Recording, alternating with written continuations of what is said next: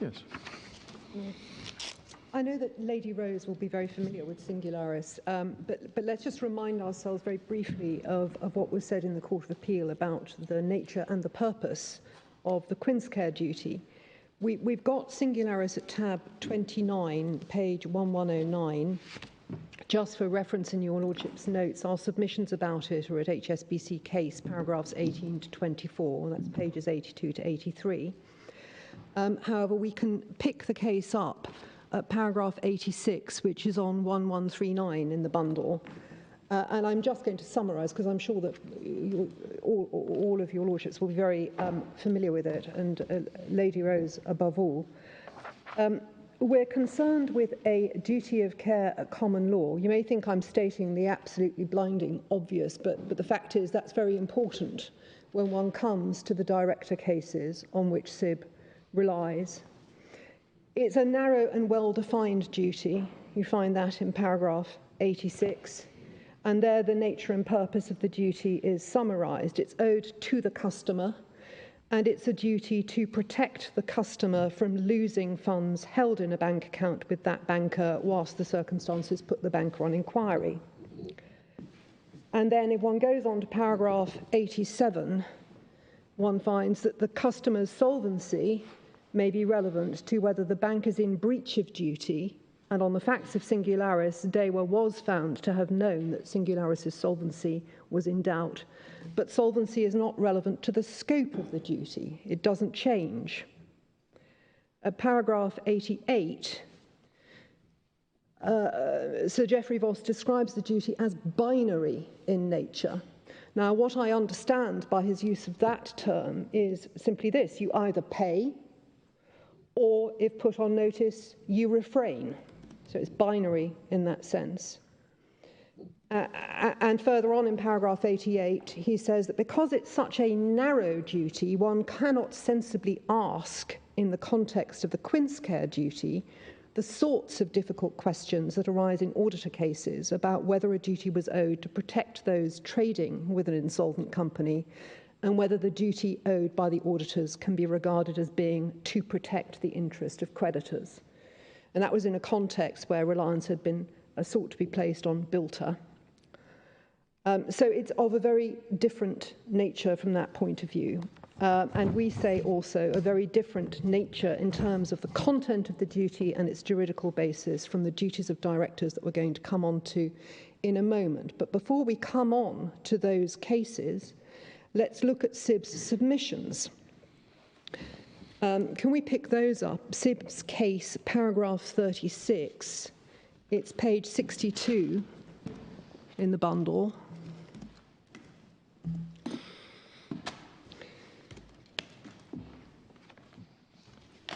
And you'll see there that CIB asserts that its analysis on loss accords with the purpose of the Quincecare duty. But then look at the last three sentences of that paragraph.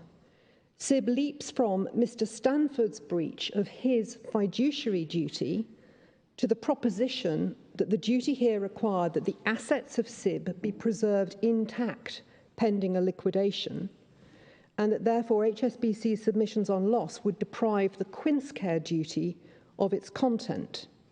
Now that's eliding the purpose and the content of Mr Stanford's duty on the one hand and the Quincecare duty on the other. And the same thing your Lordships will find at paragraph 41, page 63.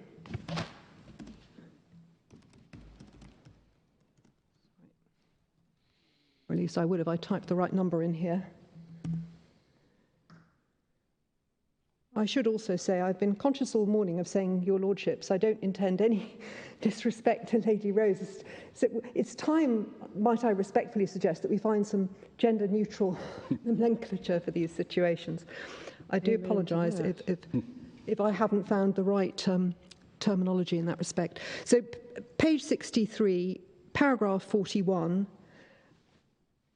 you see there the duty to refrain from executing any instruction was a continuing duty which required that the monies be left in the accounts until there were no longer grounds to believe the instructions being received were wrongful, i.e. in the event until the instructions emanated from CIB's liquidator, The focus of the duty alleged is therefore on preserving the status quo until the concern is resolved or the company enters into a formal insolvency process.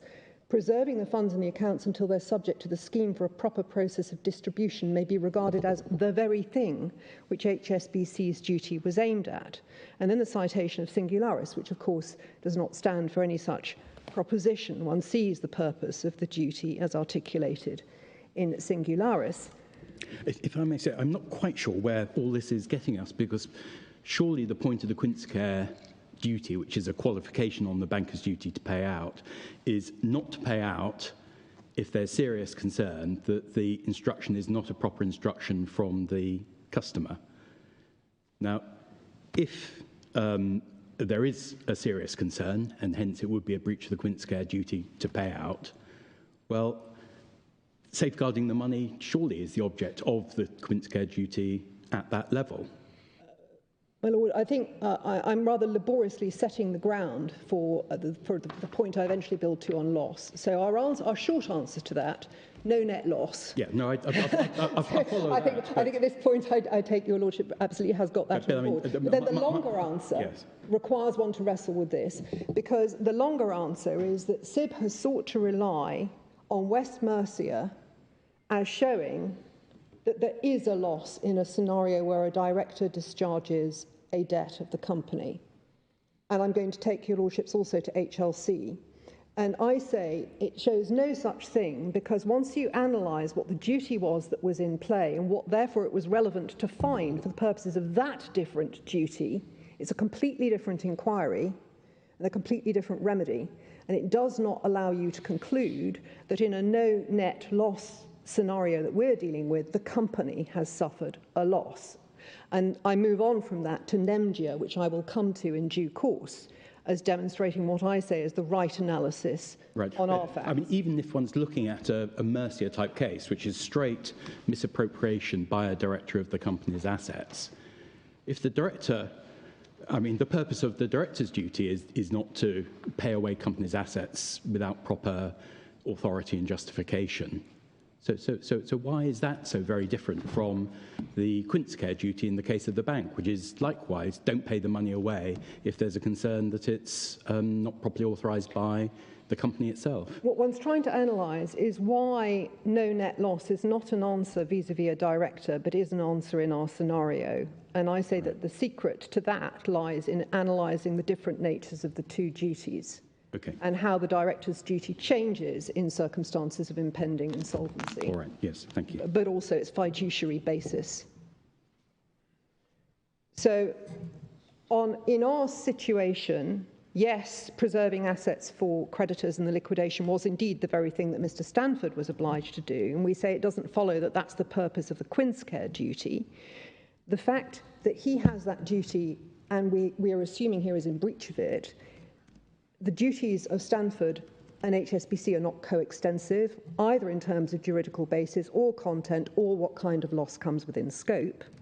So yes, you assume that Mr Stanford was in breach of his duties as director, and yes, you assume that HSBC was on sufficient notice of a risk that CIB could be a Ponzi scheme and that it should have frozen the accounts.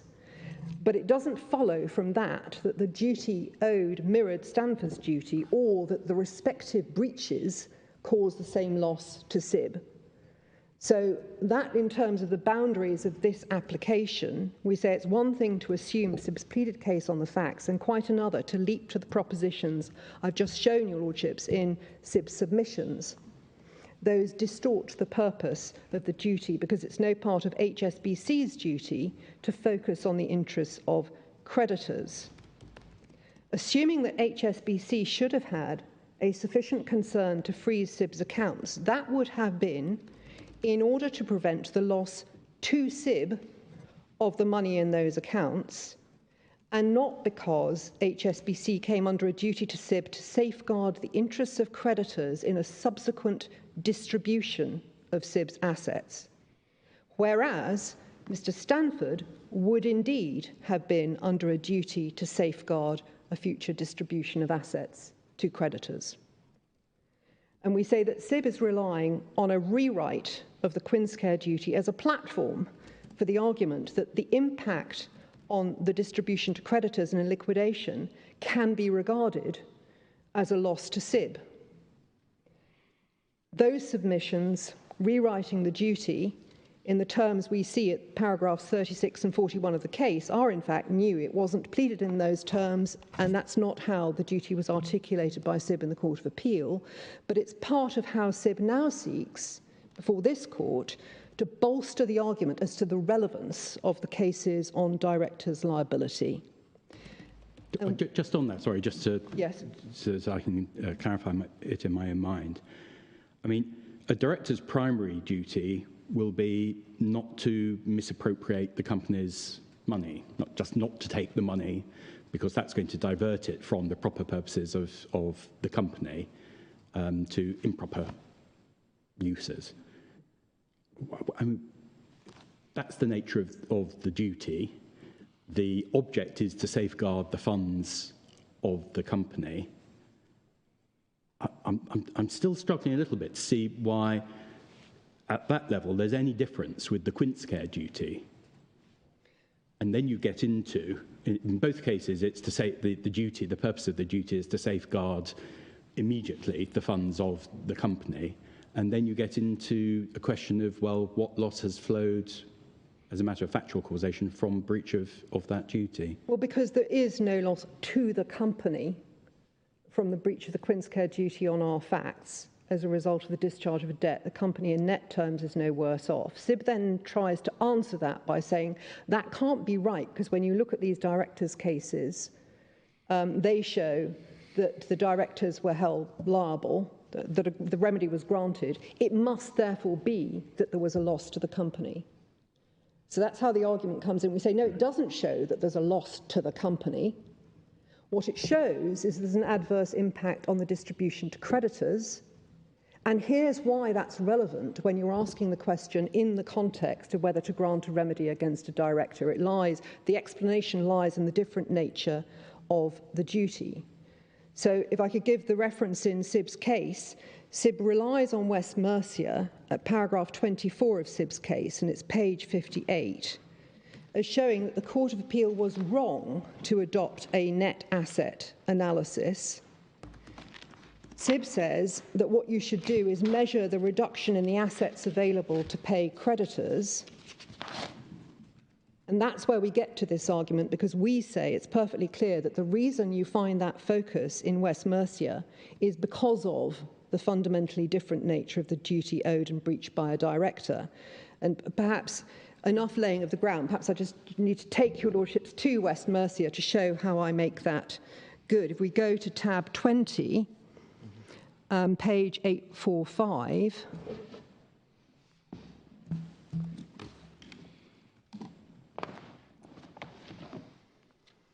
so if I can just summarise the situation in West Mercia, in circumstances of impending insolvency, a director had paid off an intercompany debt owed to the parent, whose debts he'd guaranteed, and that parent had no assets to repay.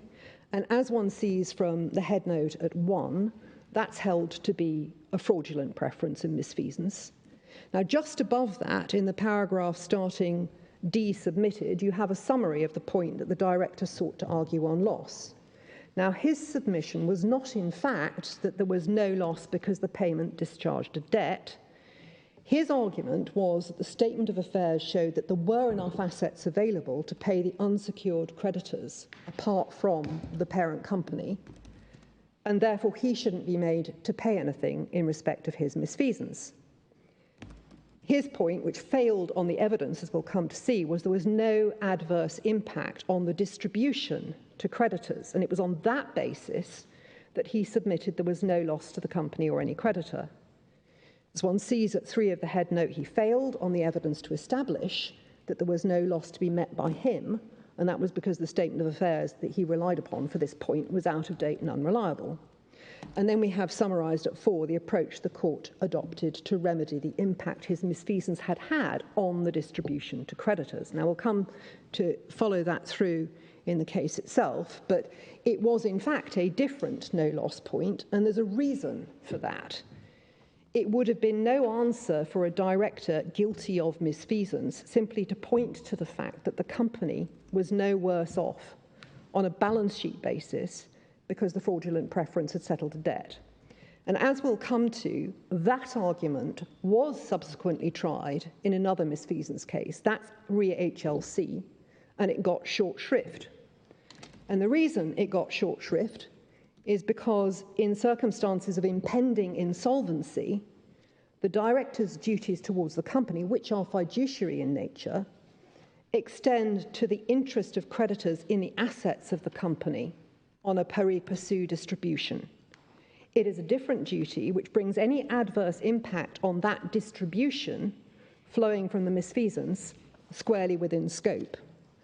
Now, if we go on to the body of the case, page 848,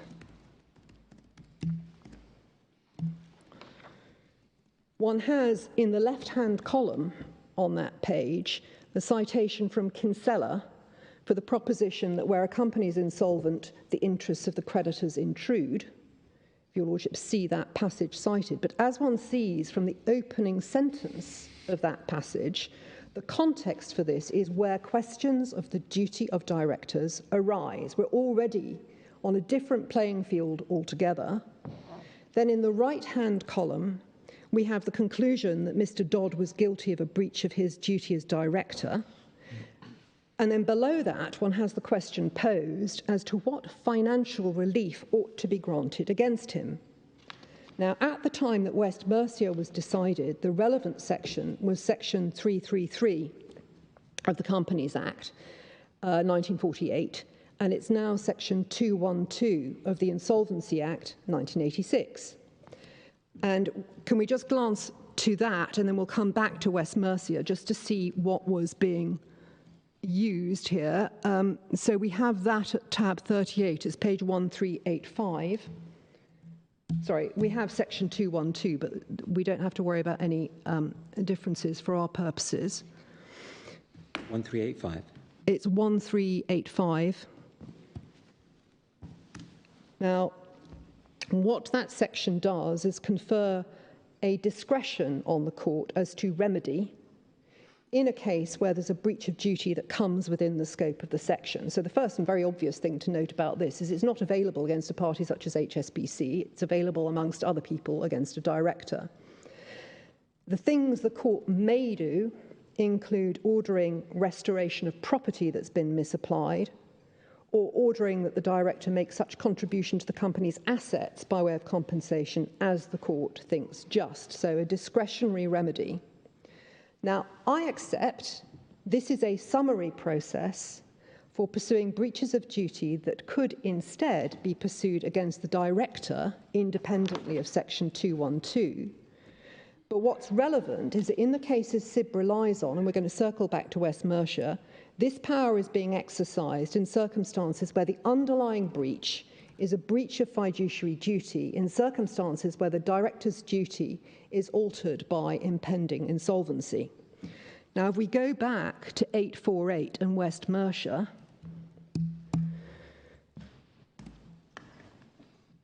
and we're now looking at the right-hand column there, Lord Justice Dillon takes as his starting position the principle that a director stands in the same relation to the company's assets as a defaulting fiduciary.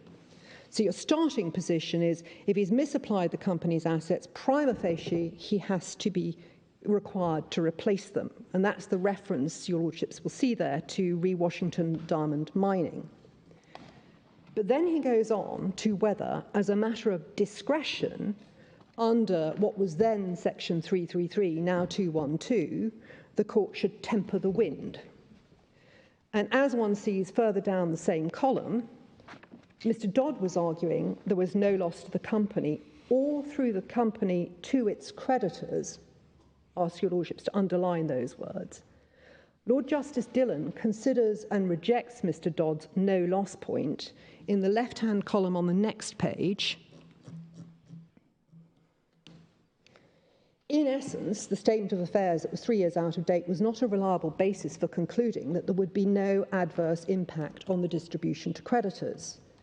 You see that Lord Justice Dillon sets out the argument on this page in favour on behalf of Mr Dodd. One sees that in the paragraph starting at the basis of calculation. So the argument was that based on the figures in the statement of affairs, there was no need to recoup the £4,000 because there was enough to pay the unsecured creditors their due. And Lord Justice Dillon dismisses the statement of affairs as a basis for considering the actual position. And then if your lordships look to the middle of the right-hand column, you'll see he says, I take the view, notwithstanding that the judge accepted the submission of Mr Jones that no loss to any creditor had been shown, and again, I ask that you underline those words, Mr Jones, on whose client the onus lay, has failed to establish there is no loss to be met by his client. And then, if we go on to page 850 in the bundle, so by this stage, the prima facie position being the fiduciary must replenish the trust fund, the fiduciary has failed to displace the onus on him to do so, and Lord Justice Dillon then moves on to what as a matter of discretion should be the remedy. And he came up with what he described as a rough and ready way of achieving justice as between Mr Dodd and the unsecured creditors. So he notes in the left-hand column that if the whole amount was recouped from Mr Dodd and distribution made, the unsecured creditors would end up getting more than they would have done if Mr Dodd's misfeasance had never taken place. They would get a windfall. So as one sees in the right-hand column, he orders Mr Dodd to repay the £4,000, treats the debt to the parent as notionally increased by the same amount, and says that Mr Dodd is to get a share of dividend on that notional increase. So by that discretionary means, Lord Justice Dillon restored the pari passu distribution to the unsecured creditors to what it should have been, absent the misfeasance. And the entire focus here is on the financial position of the creditors. The rationale for the West Mercia proviso isn't about avoiding overcompensation to the company in respect of a loss to the company. It's about rectifying the pari passu distribution to creditors to restore their rateable shares to what they would have received without the misfeasance. And the impact on that distribution to creditors is within the scope of the duty owed to the company that the director has breached. So in those circumstances, there's no basis for departing from the prima facie rule that applies to a defaulting fiduciary that he must reconstitute the trust fund. So to go back to Lord Legate's point earlier, on our facts, the remaining creditors get a bigger slice of a smaller pie than if the debts in question had been left unpaid. Doesn't that suggest, if that is part of the director's duty to ensure that or to safeguard that, does that suggest that there is actually regarded a benefit to the company in there being an undisturbed pari passu distribution amongst the creditors, even though its net asset position stays the same? But not when you ask the question, not in the context in which it was being asked and answered in West Mercia, the fiduciary duties of directors towards the pot of assets and how that duty changes in circumstances of impending insolvency. When you simply ask, in the context of a common law duty of care, has the company suffered a net loss? The answer is plainly no. And this is not saying that the company has suffered a net loss. It's not saying anything about a loss to the company. What it's addressing is whether a fiduciary has displaced the onus on him to replenish the trust fund.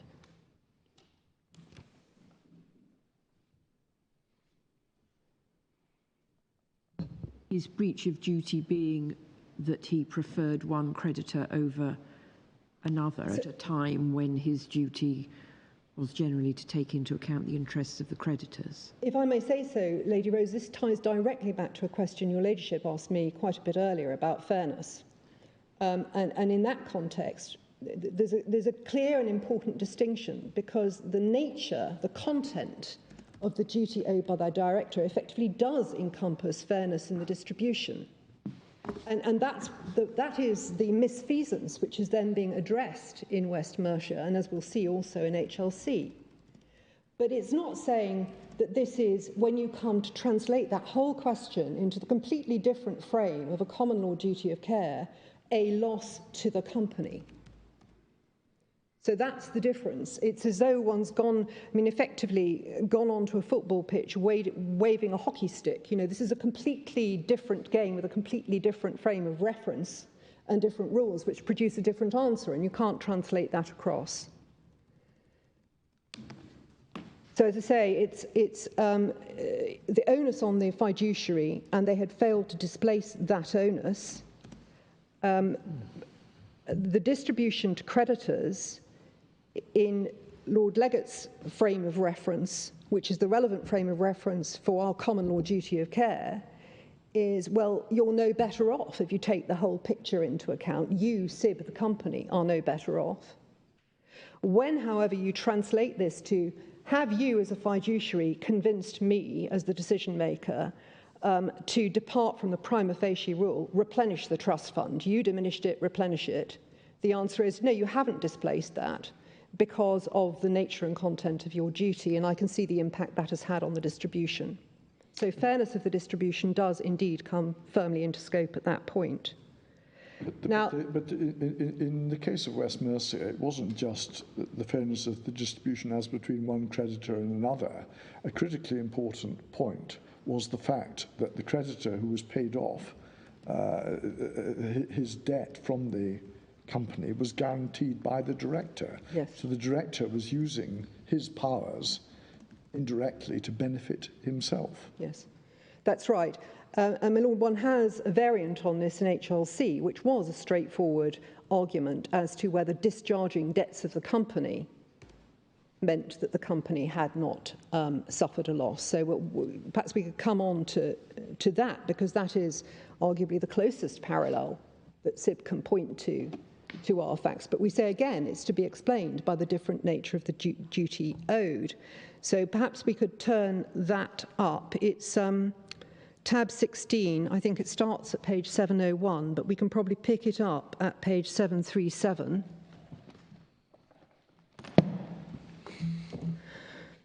So in summary, West Mercia was understood and applied in the way that I have outlined in Re HLC, which was also an application brought under section 212. And if your lordships look at paragraph 136 on page 737, you'll see there the submission that was being advanced. There it was being straightforwardly contended for the defaulting director that a payment had gone to reduce a genuine liability of the company, and therefore the company had not suffered a loss. And then if you go to paragraph 140, I think your lordships already have reviewed these paragraphs. The deputy judge refers to the fact that the director was seeking to distinguish Re Palmier, which was a decision of Mrs. Justice Proudman, relating to whether there's a right of action against a director for a payment made at a time when the company was insolvent. And what the deputy judge took from that was that Mrs. Justice Proudman must have approved of the concession we see recorded at the top of page 738, namely that in such a case, the court is not concerned with the assessment of loss or damage to the company. Now, that's not a relevant inquiry in this context because of the principles that the deputy judge goes on to refer to at paragraphs 141 and 142. In other words, the equivalence to the relationship between the trust fund and trustees, and your lordships will see there the reference to target holdings, that the liability of a defaulting fiduciary is to restore the trust fund.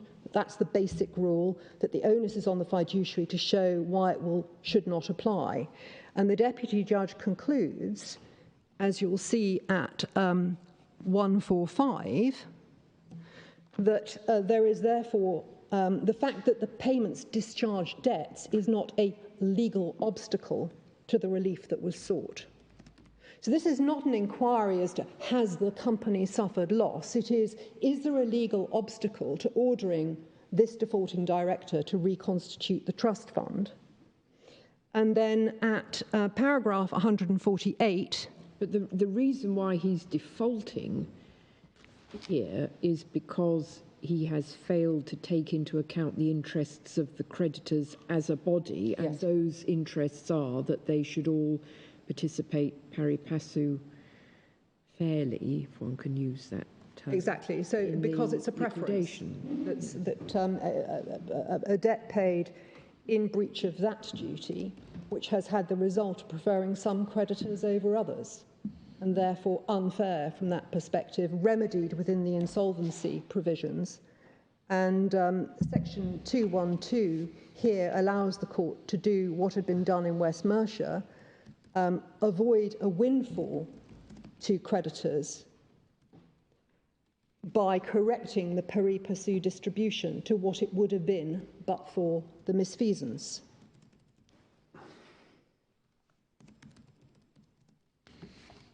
So the fact that there's no loss to the company on a net balance sheet basis isn't an answer a director can advance when guilty of misfeasance that has adversely affected the distribution to creditors in a liquidation. And that's because of the fiduciary nature of the duties in respect of the company's assets, and it's because of the fact that in the circumstances of impending insolvency, the nature, the content of the director's duty changes such that it is the interests of the creditors rather than the shareholders in the assets that the director owes the company a duty to protect. So both the juridical basis and content are different from the duty we're concerned with, and the available remedies are totally different. That discretionary exercise, the West Mercia proviso, there is no equivalent in the context with which we are concerned, as I shall come back to later. Now, that explains the focus in these cases on the loss to creditors. I showed the references in West Mercia specifically to the loss to creditors, and on avoiding a windfall to creditors, and on reconstituting the trust fund. This is not a common law damages analysis in any shape or form, and none of this can be translated across to the claim against HSBC for breach of a common law duty of care.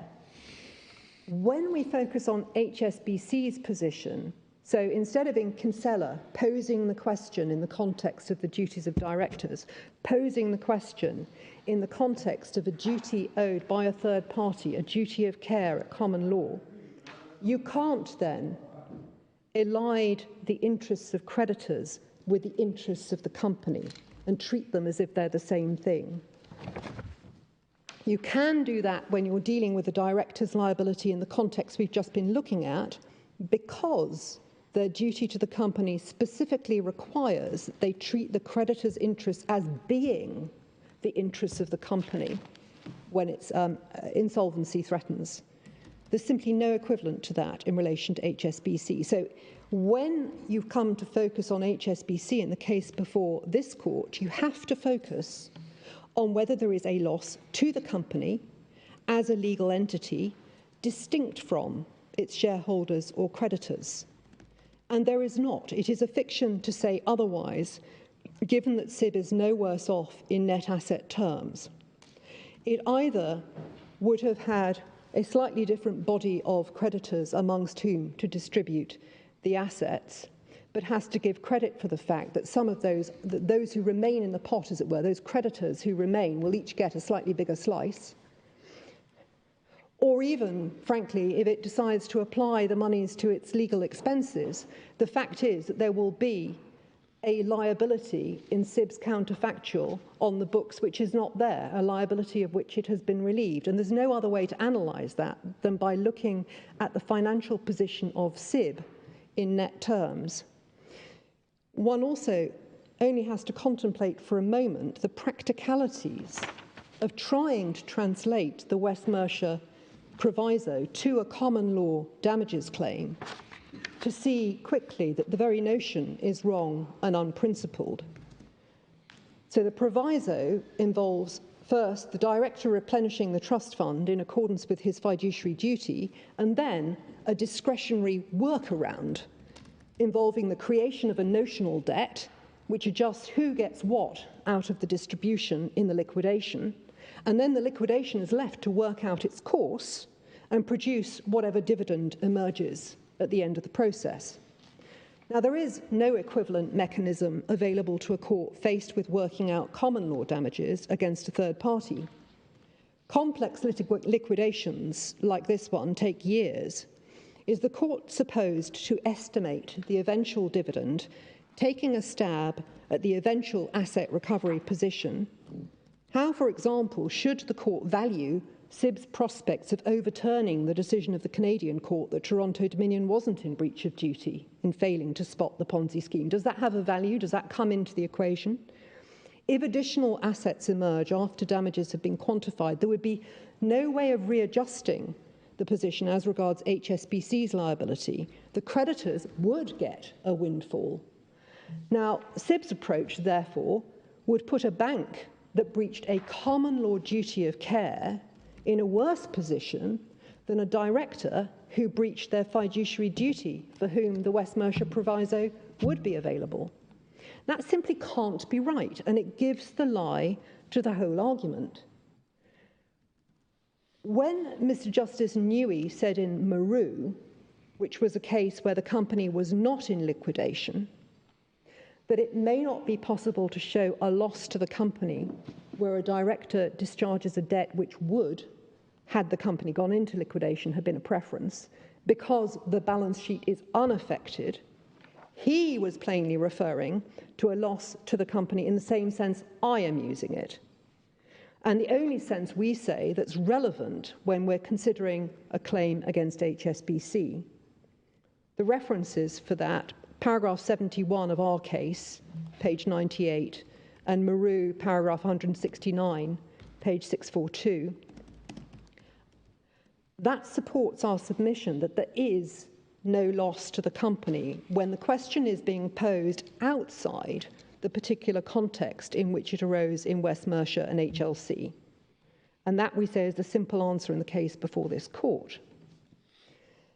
And as we say at paragraph 14 of our rejoinder, and the reference is 1414, Madoff, Coventry, Cavendish, these are all cases where there was neither a loss to the company itself nor to creditors. Etic was a case where any loss had not been caused by a relevant breach of duty falling within the section, which was a predecessor of section 212. None of those cases take matters any further forward. None of them has anything to do with what constitutes a loss to the company when one's concerned not with breaches of fiduciary duty by directors, but a common law claim in damages against a third party.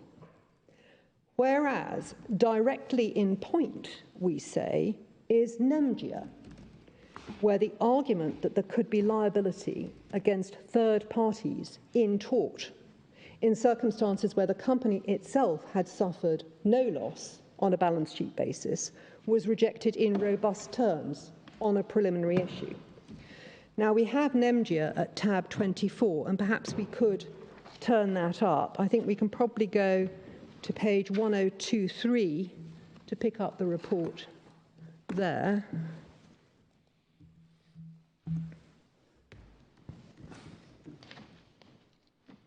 So can I just summarise the position in Nemgia?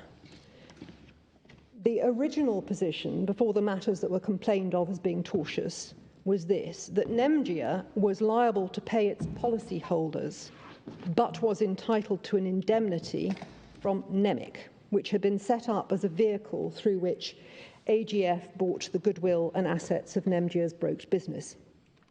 Now, out of concern that Nemgia was going to end up in an insolvent liquidation, as indeed it subsequently did, and specifically in order to avoid the pari passu distribution that would take effect in that scenario, AGF and NEMIC entered into arrangements, the effect of which was Nemgia was relieved from liability to the policyholders, but it no longer had the benefit of the indemnity. Nemgia brought claims in tort against NEMIC and AGF, so proof of loss was a necessary element for those claims. And Mr. Justice Lightman determined on a preliminary issue that in circumstances where Nemgia's balance sheet position was unaffected, there was no loss, and he struck out the action. Nemgia was left to seek such remedies as might be available to it under the insolvency legislation via separate proceedings it had commenced in the company's court. And history doesn't relate what became of that separate action. But the issue before Mr. Justice Lightman is identified at the foot of page 1023 as being whether Nemgia had suffered any loss. And then over the page, Mr. Justice Lightman starts from the net loss principle of damages, which is common ground, is our starting point here. Letter H on that page, he refers to the ordinary case, where there's a prima facie loss and a countervailing benefit. And he then highlights that the unusual feature of the case before him is the complaint is being relieved from a liability, and that as a consequence, Nemgia lost the right to the indemnity. But that makes no odds because, as he says at the foot of page 1024, these are just as much two sides of a coin you must still net off, just as you would in the ordinary case. And then if we look at page 1025 at the analysis in respect of loss, 1025 between D and E, Mr. Justice Lightman rejects the argument that the opportunity to sit on the money rather than paying policyholders was a loss. Had Nemgia done so, it would have had an outstanding liability to the policyholders, and that must be netted off. And then between E and G, the fact that the proceeds are now not available for pari passu distribution to creditors as a whole is not a loss to Nemgia. The question was how, in money terms, Nemgia was worse off. The statutory scheme on insolvency was irrelevant, even though the purpose of the arrangements was to get around it. And if one reads on to the top of page 1026, at A,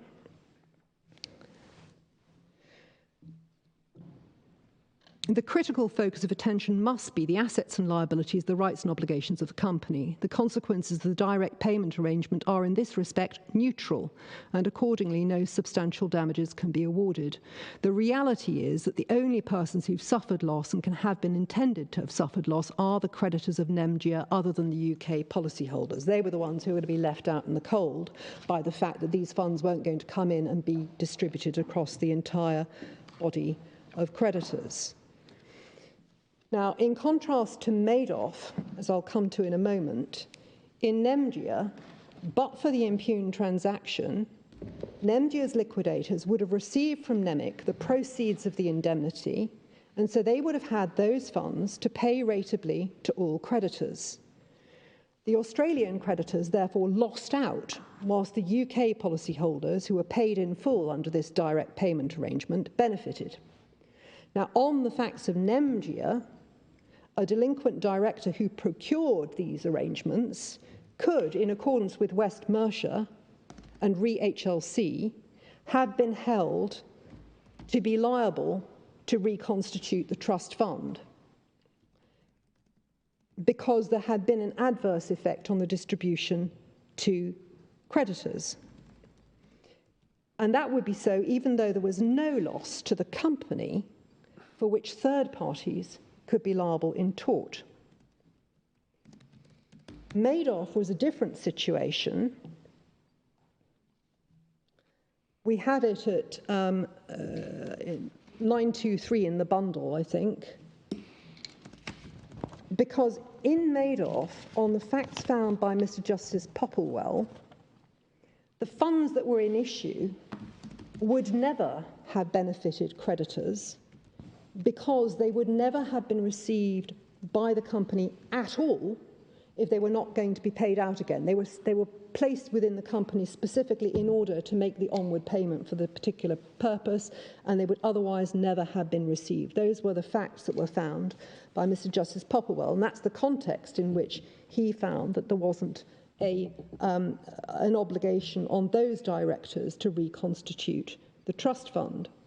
So one can see from that perspective why Madoff is consistent with the analysis of directors' duties in West Mercia. In other words, the onus on a director to replenish the trust fund was displaced on the facts of Madoff because the company was no worse off, the creditors were no worse off. They would never have had those funds distributed to them on the facts that were found in Madoff. But none of that says anything about what constitutes the loss to the company for the purposes of a duty of care at common law. It is Nemgia that addresses that issue and tells one there is no loss, even if there is an adverse impact on the distribution to creditors. Now, it's true that on the facts of Nemgia, the net loss issue presented itself in a more startling form. But in Madoff, the funds had come from outside the company then, had they? But it was funding that was essentially linked to the payment of the given. Yes, but that if that was a defence, that would create an odd situation for the Quincecare duty, where if there's a bank account with £10 in it, and then suddenly the company transfers £10,000 into it and requests a transfer that very day of £989,800. I don't think if the Quincecare duty arises that it can be a defence to say the money only came into the account to make this payment, and therefore we were entitled to make the payment even though we were on notice of worrying aspects of the transaction. Well, I mean, Madoff isn't a Quincecare claims. It's considering this completely different question, which is, should these directors replenish the trust fund? Answer no, because paragraph 302 in the judgment, in this case, the funding wasn't collateral. When the funding took place in advance of the payment, it was for the specific purpose of the payment being made. It wouldn't have been made but for the funding. The funding wouldn't have been provided had the payment not going to be made. Two aspects of a single transaction. And on that basis, on those facts, there would not have been an impact on creditors. So had the question arose, which it didn't in Madoff, in the context of a Section 212 application, how could an impact on creditors have been shown in that scenario? It couldn't have been. So no loss to the company, no loss to the creditors, whereas in our scenario, we say Nemgia is the relevant question. You're simply looking at the net asset position. You can't look at anything else. There isn't anything, and there's no other yardstick by which to measure Civ's position. And on that basis, there is no loss that's attributable to the Quincecare breach. So, yes, more startling on the facts of Nemgia because it was the loss of an indemnity, but the reasoning is the same, which is these are two sides of the same coin. On our facts, the funds that are paid out are an asset, which is just as inseparably linked to the discharge of a liability. The critical focus, we say, has to be the same. Is there a net impact on the assets and liabilities of the company? The distribution in an eventual liquidation is irrelevant in assessing that impact, just as it was irrelevant in Nemgia on stronger facts, because there it was the very purpose of the arrangements to actually alter that distribution. So we say squarely a parallel. And it shows that the proposition that there's no loss and therefore no claim in the absence of a net impact on the balance sheet was considered in Nemgia so blindingly obvious as hardly to need stating. And we say that explains, frankly, the relative dearth of authority on the point. The researches of my learned juniors established that Nemgia has been followed and applied in two other cases, one of which I think was in our bundles before Mr Justice Nugi, and the other was a decision of Mr Justice Foxton last year, simply so that your lordship's aware that Nemgia has been followed. The references are these: Re-BHT UK Limited, 2004, EWCA HC 201, Chancery, and Palmali Shipping and Litasco, 2020, EWHC 2581, Com. Now, we haven't troubled your lordships with them because they're decisions on different facts altogether in terms of applying a net loss analysis on those different facts. It's not helpful, we think, to multiply different examples of the net loss principle, but it does show that NEMGIA has been applied in other cases. So we do say that the analysis in NEMGIA is the correct analysis when you're dealing with a claim common law duty of care, as opposed to the analysis that one sees applied in West Mercia. And as I say, there is no way that you can replicate the West Mercia approach when you're concerned with calculating damages for breach of a common law duty. And one very quickly sees what difficulties would ensue were one to try to do so. So, my Lord, just to conclude, standing back and looking at the wider picture, should your lordships be concerned as to the repercussions if you decide this appeal as we submit it should be decided? No, this will not provide delinquent directors with a carte blanche, because the analysis in West Mercia and HLC will continue to apply to them. The real losers in this story are the investors who were not lucky enough to get their money out in time. We acknowledge that.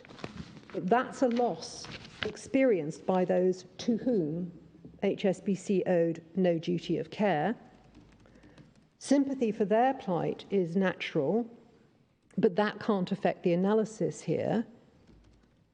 This is an unusual case on the facts, and that is what explains an unusual outcome.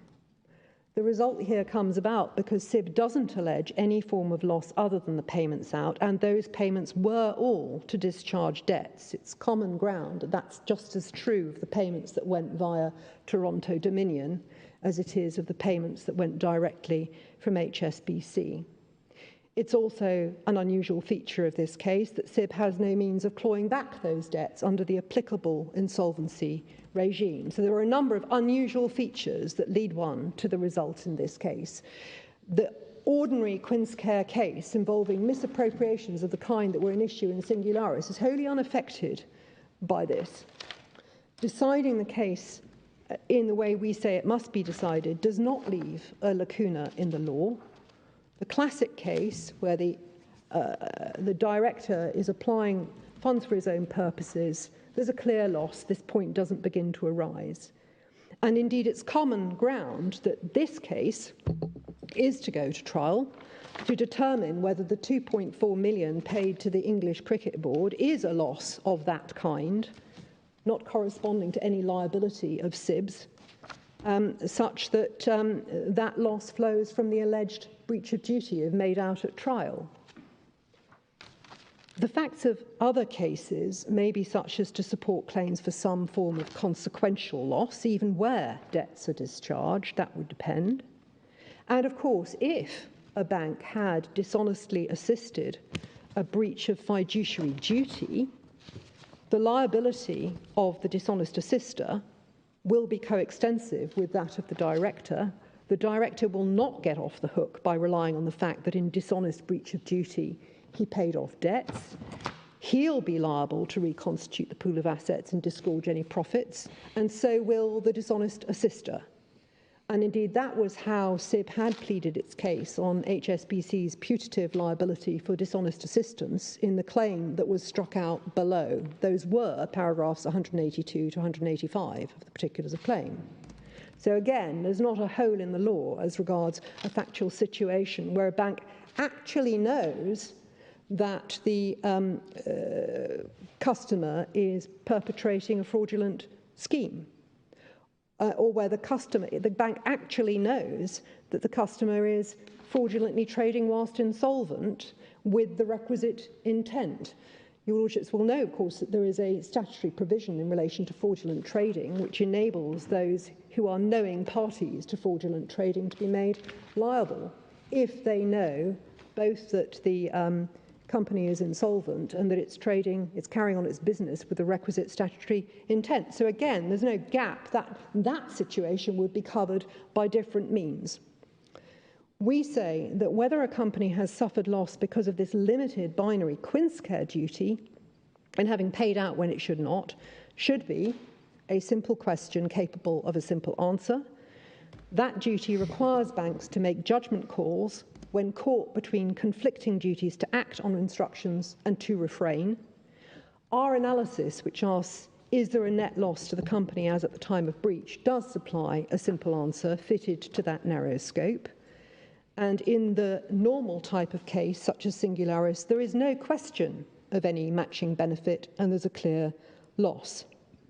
On Civ's approach, whether there's a loss and therefore a liability will depend on whether the company is insolvent, quite how deeply insolvent it is, whether it's clawed back or could claw back the relevant payments, whether it enters a formal insolvency process. What of, for example, the customer who at the date of breach seems to be heading inexorably towards insolvency but stages a miraculous recovery? Would that alter the analysis? What will be the trigger on Civ's case for when the court is to treat liquidation as relevant to the analysis? How is the difference that Civ says is the measure of loss, summary subparagraph 5 of Civ's case, page 72, how is that difference in practice going to be calculated in the context of a common law claim for damages? The difficulties, we say, with Civ's analysis reveal it to be unprincipled. We say a bank caught between its duty to act promptly on an instruction issued by its corporate customer and the Quincecare duty should not find itself facing such a shifting and protean liability if it gets the judgment call wrong.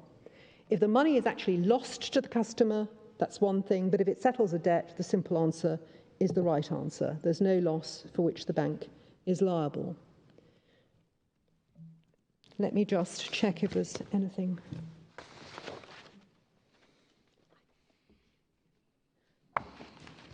And I think that those are my submissions, unless there's any other questions for me.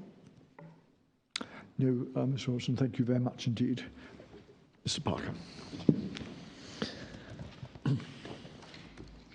On the question of quite what West Mercia stands for, we had made the point that insofar as it was sought to justify West Mercia on the basis of the obligation of a fiduciary to make good the trust fund, it didn't seem to fit with what Mr. Justice Popplewell said about equitable compensation, including bringing in consequent benefits for the purpose of deciding whether or not there's any loss in respect to which compensation had to be paid.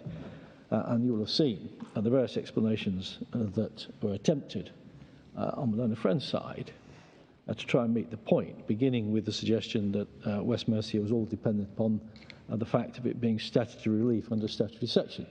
Now, my learned friend has come up with a novel explanation, which is on the basis that a company can sue its directors for a loss that the company itself has not suffered, but has been suffered by its creditors, even though the directors do not owe a duty to those creditors. Now, as indicated, I'm not asking this court to decide that that's not the explanation, but I'm asking this court to recognise that that can't be readily accepted as the explanation, and therefore it is appropriate when considering the issue in this case to have regard to what the ramifications might be for the positions of directors. And the question is a question which is being asked, we submit, irrespective of the identity of the particular defendant, is when an insolvent company pays debts that it should not have paid, does the company suffer a financial loss? Same question whether it's action against the director or action against the bank. And we say, as we indicated, it's no answer to the directors to say it's no answer to say that the position of directors doesn't require loss to be shown, because as we've shown from the authorities we cite on page 117, section 212 does require loss to be shown. And if one looks at the cases, there are cases that are addressing the section in the context of what's required to be shown against a director. And they do say that it is not a case, it's not a section for bringing a claim simply in respect of a misfeasance, but in respect of a misfeasance that causes a loss. But as I say, that's not something that's necessarily required to be decided. It is a simple question. When an insolvent company pays debts that it should not have paid, does the company suffer a financial loss? Now that issue arises because, contrary to what my learned friend says, the primary obligation on a company in the circumstances of this company, Civ, was not to pay its debts.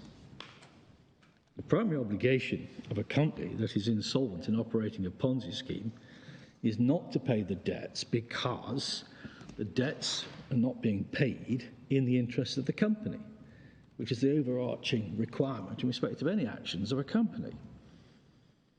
In such circumstances, the company is required not to take any action, not to pay these debts. The only thing that can be said, the only payments that it can be sensibly said the company is under an obligation to make in respect of these debts in these circumstances is to pay a dividend on the debt in the liquidation. You speak of the company's obligation. It's the context is the director's obligation in carrying out its duties, their duties to the company. The company's obligation is an obligation in contract to pay the debt. But the actions that fall to be taken, are the non-payment of the debt. And obviously the Quincecare duty that we're talking about is all in the context of the director's actions. The complaint is the director paid the debt. The complaint is the bank allowed the director to pay the debt. So if I was talking about what's the primary position is these debts do not get paid. And quite properly do not get paid. And we say a fortiori in circumstances where this is money laundering. Because the money represents the proceeds of the crime, of the fraudulent deceit of the investors.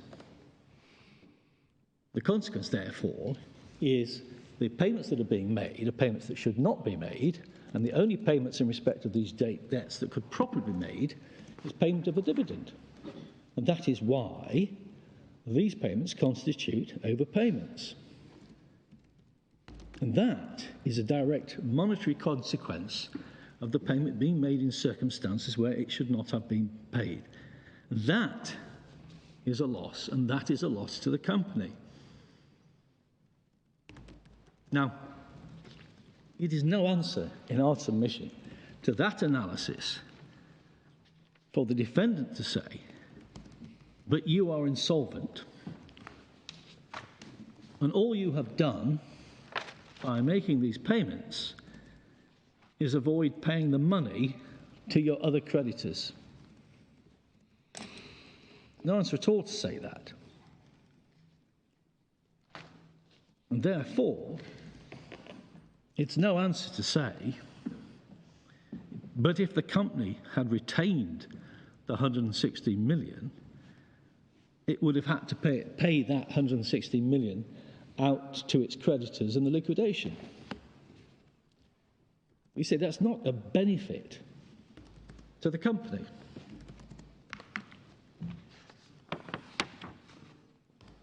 And it would mean, if that was an appropriate response, it would mean that any defendant who is liable and whose liability is predicated on the insolvency of the company would be able to say, there's no loss here because you would have had to pay the money out to creditors.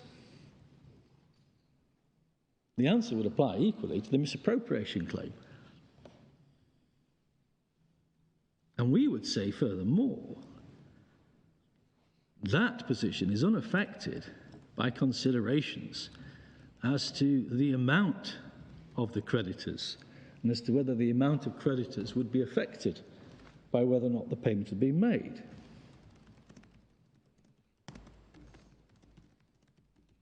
principal's good, irrespective of any fluctuations in the quantum of the creditors. But a fortiori in circumstances where, if there was anything in the response saying, but I've reduced the creditors in the insolvency, that would be for the wrongdoer to be able to rely on his own wrong.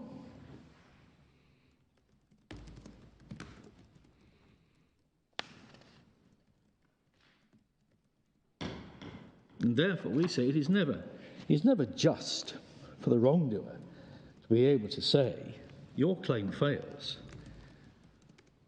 because the money that you're wanting me to pay in will simply go to pay your creditors.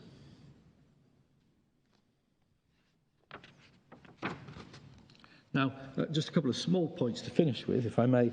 The Nemgia case, in our submission, the Nemgia case doesn't really assist, because one cannot identify the particular argument that we are running in this case. Sorry.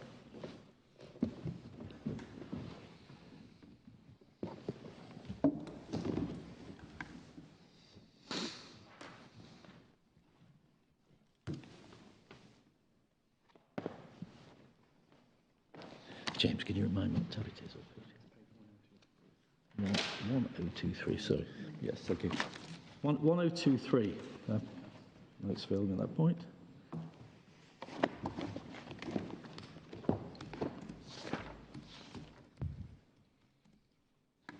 Yes, I'm not referring to Nemgia. We say you do not find in Nemgia discussion of an analysis that's predicated on arguing that the policyholders' debts that were discharged were effectively discharged for more than they should have been, because those policyholders could have been paid a dividend and a liquidation.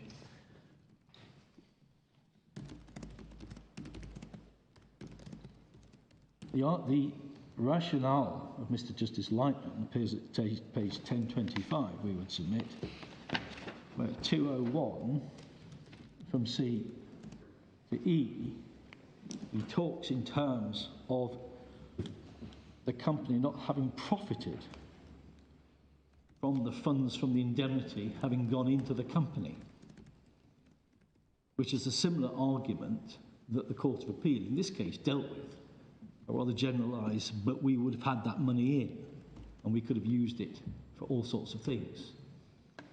It talks about the loss of an opportunity in not having had those funds paid in. And obviously that's not our argument today, so it doesn't cast any light upon it. And finally, my learned friend reverts to the practical difficulties, where we say the damages of the payments away less the dividend, and obviously the amount of the dividend is something that's not going to be known for quite some time. We say those practical difficulties would be addressed by orders for interim payments, whilst the position became clarified. And if at the end of the day precision wasn't attained, well, it's well known that the court does its best when awarding damages. Whilst it may seek precision, it accepts that precision is not always obtainable. Thank you.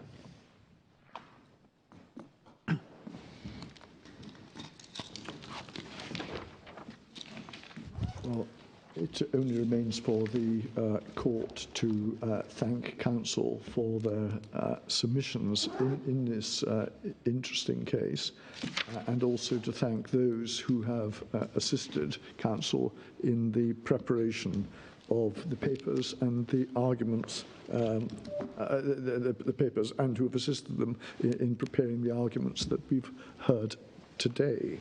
The court will take time to consider its judgment and will produce a judgment in due course. The court will now adjourn.